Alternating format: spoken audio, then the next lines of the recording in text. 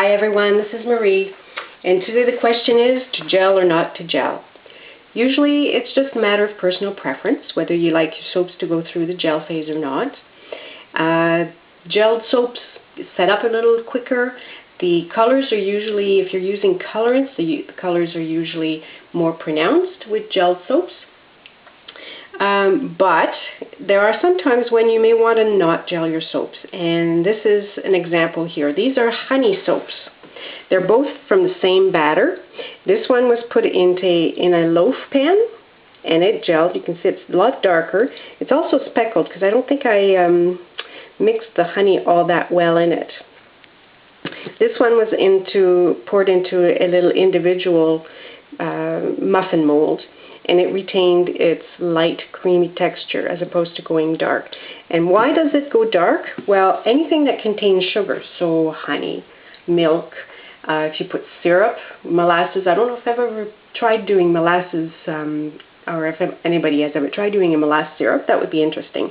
But anything that has sugar, the sugar will caramelize when the soap's going through a gel phase because it gets very, very hot, and as we all know, when you heat up sugar, it goes brown and caramelizes.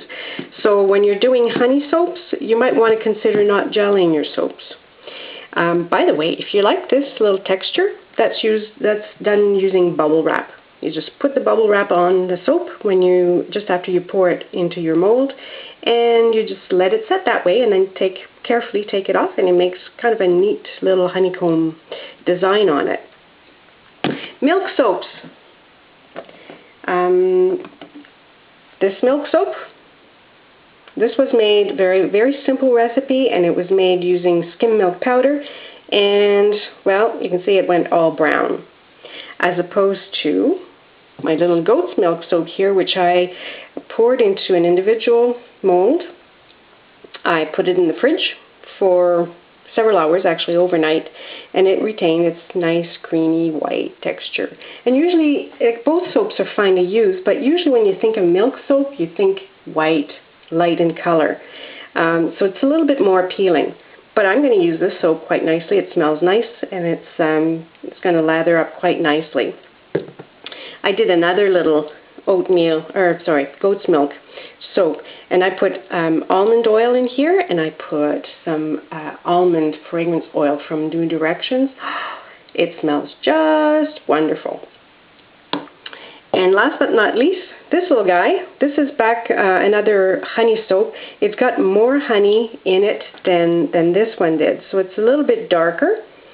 Not that much, but a little bit darker, and it's got oatmeal in it, so that's kind of nice. But again, this one, I don't mind it being brown. It's nice and uniform, and with the oatmeal in it, it gives some nice contrast.